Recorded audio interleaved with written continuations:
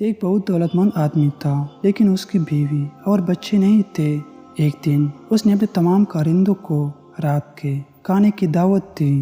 اس نے ان کے سامنے میز پر ایک طرف قرآن مجید اور دوسری طرف کچھ رقم رکھی۔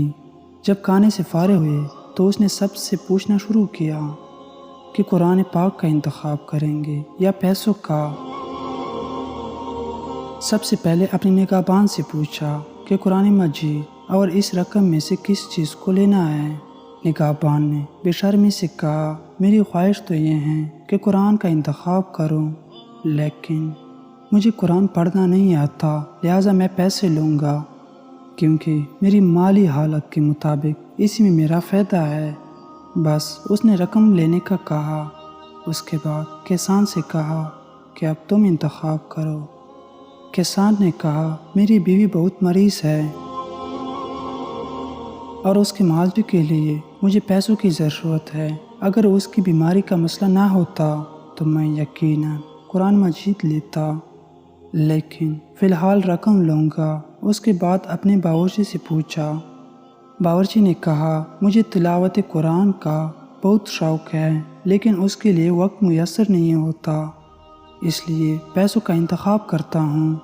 آخر میں اس نے نوکر سے پوچھا جو اس کے جانوروں کو چارہ ڈالتا تھا، اور کہا کہ مجھے یقین ہے کہ تم پیسوں کو ہی انتخاب کرو گے تاکہ کھانے کے لیے کچھ خرید سکو اور ان پٹے پرانے جوتوں کی جگہ کوئی نیا جوتا خرید سکو۔ اس لڑکے نے بہت خوبصورت جواب دیا، یہ بات درست ہے کہ مجھے نئے جوتوں کی ضرورت ہے، یا یہ کہ ایک مرغ خریدوں اور اپنی ماں کے ساتھ مل کر اسے کھاؤں، لیکن میں قرآن مجید لوں گا، کیونکہ میری ماں کہتی ہے کہ قرآن کے کلام الہی کا ایک کلمہ دنیا کی ہر چیز سے بہتر ہے، اور وہ شہد سے بھی زیادہ شیریں ہیں۔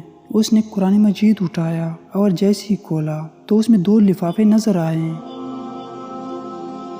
ایک لفافے میں میز پر رکھی ہوئی رقم کے 10 برابر رقم تھی، اور دوسرے لفافے میں ایک وثیقہ تھا کہ جس پر لکھا تھا، یہ شخص بہت جلد ہی اس دولت مند آدمی کا وارث بنے گا۔